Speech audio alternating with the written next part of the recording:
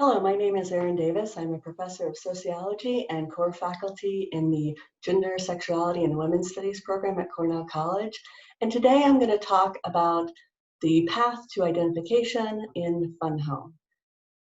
So I'm going to start by sharing my screen. So as I said, today we're going to talk about identity construction in Fun Home. And we're going to focus on Alison's path of self-identification, focusing primarily on sexual identity. Then we're going to have a chance to pause and think more about the timeline and the role of time and place in identity, looking at a separate timeline document, if you wish. And then we're going to talk about geographies of sexuality. So if we think about Alison's path of self-identification, Bechdel makes sense of Alison in terms of a gendered sexuality, especially early in her life. Bechdel's early presentation of Alison as, quote, butch to her father's Nellie, and her perceived inversion to her father, as I discussed in a separate video, is part of Alison's self-development and identification. She understands who she is in part in connection to and in contrast to her father. Her appreciation of and self-desire for masculinity and her eschewing of the markers of femininity are highlighted as reflecting something meaningful about Alison. While not necessarily always central to her sexuality, her relationship to masculinity and femininity is certainly central to her identity. And gender and sexuality are certainly intertwined for Alison personally. This is further illustrated in her feelings of self-recognition when she encounters the bull dyke in the luncheonette. That's on page 117 to 119. Bechdel writes, I didn't know that there were women who wore men's clothing and had men's haircuts, but like a traveler in a foreign country who runs into someone from home, someone they've never spoken to but know by sight, I recognized her with a surge of joy.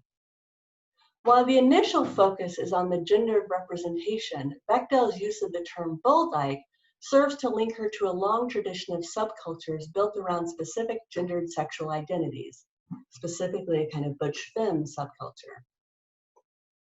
Bull dyke, a slang term dating from at least the 1920s, has been used both pejoratively and self-affirmatively to reference an extremely masculine, often working-class lesbian. Bechdel writes about her qualms since she was 13 and came across the word lesbian in the dictionary, page 74, further illustrating the process by which, through various salient moments, both in the moment and retrospectively, we grapple with and build our identities. At 19, Alison finds another reference to lesbianism in the campus bookstore and begins to explore the literature further, nonfiction and fiction. This includes erotica, she references Delta and Venus, and sexual self-exploration. Alison also attends a meeting of the Gay Union, which she sees as a public declaration and leads her to write a coming out letter to her parents. After this, she becomes more active in the gay community and meets Joan. Her relationship with Joan is presented as heralding an intertwined political and sexual awakening. At this point, her identity as a lesbian encompasses the following components. Gender. She represents herself as a more masculine, androgynous presentation of self. Through her sexual activities, through her romantic partner with Joan, through community, she talks about her friends, people like us. She talks about conferences, gay dances, lesbian feminist singers, the Women's Collective Party, and also her politics, referencing feminism as the theory, lesbianism as the practice. There's a number of other images that connect her political awakening, her sexual awakening, her community awakening. So now you might want to pause the video and go and take a look at the LGBTQ plus timeline to sort of look at the way in which sort of key points in history and the way in which sexual identity has been understood at these various points and how that interconnects with Alison and Bruce's timeline. So I'm going to pause here for just a second if you want to pause the video.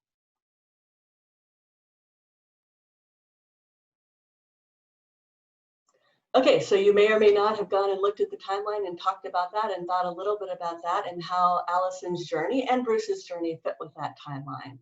So we will continue on and talk a little bit about the geographies of sexuality. So Beach Creek and New York City play a central role in Bechdel's understanding of her father's and to some extent her own sexuality. Alison first visits New York when she's 8, a few weeks after the Stonewall riots.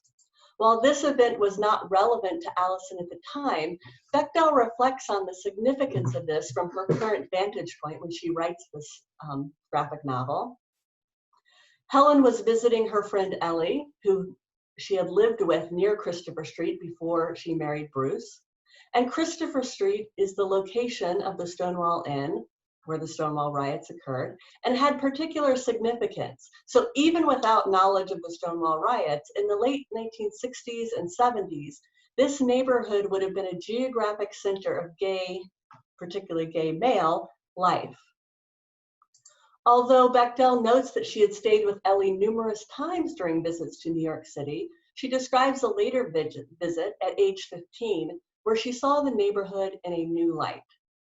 Commenting on the general milieu, specific activities such as ballet and the theater, and interactions with gay friends of Ellie, Bechdel asserts, quote, "It was a gay weekend all around." In reference to a specific coming out scene in the Chorus Line, a musical they attended, she notes that while she did not draw a conspicuous parallel to her own or her father's sexuality, the immersion left her supple and open to possibility.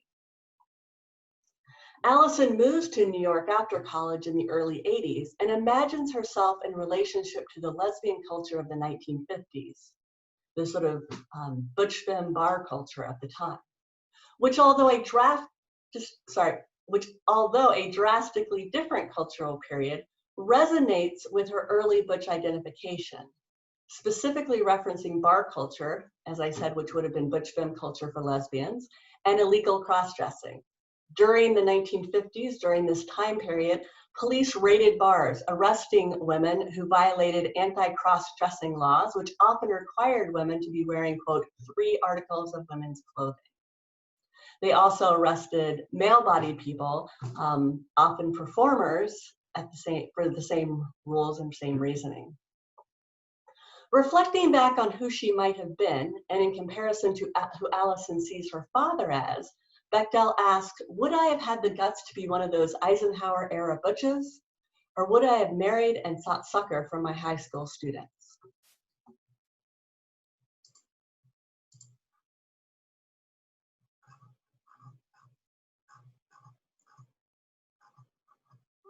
So in the geographical landscape of Beach Creek, which was only 4 miles from Interstate 80 running from Christopher Street to the Castro, Bechdel reflects that in imagining how her father's story might have turned out differently, a geographical relocation is usually involved. Bruce also compares New York to Beach Creek in his response letter to Alison's coming out letter. You know, I was never even in New York until I was about 20. But even seeing it then was not quite a revelation. There was not much in the village that I had not known in Beach Creek. In New York, you could see and mention it, but elsewhere it was not seen or mentioned. It was rather simple. So this is a point where you can think a little bit more about the role of geography in identity.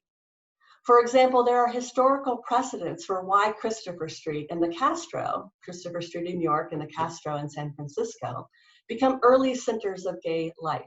These are urban areas with military staging bases where young men who are separated from their families in new, fluid, anonymous contexts had new opportunities. And these dynamics affect Bruce's life as well to some extent. Although he does not settle in one of these areas, there is a discussion of how he was lovers with one of his army mates. So again, think about the history, think about the geography, think about how time and place matters and how people come to identify and how they express those identities, both to themselves and with others.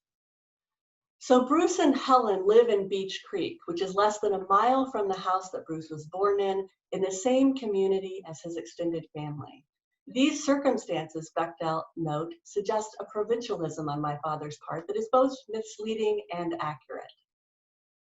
At her father's funeral, Alison imagines responding to the sympathy. He killed himself because he was a manic depressive closeted fag and couldn't face living in this small-minded town one more second. However, this sentiment may have more to do with Alison's perspective as she thinks, I'd kill myself too if I had to live here. So again, thinking about, why that place? What did that place mean to Alison, to Bruce? What did these other places mean to them? How do they draw on their own experience with those places, as well as sort of the imagined experiences of what these places were and are in making sense of their own lives? So I'm going to leave you with these discussion questions. So this is something that, depending on how your particular section is arranged, you might just want to pause now, think about these questions. Maybe you'll talk about them in class as a full class. Maybe you'll talk about them in small group discussions. But sort of here's a number of questions to think about. And I think, again, you can reference back to the timeline and thinking about how do time and place matter and how we understand ourselves and how we express ourselves.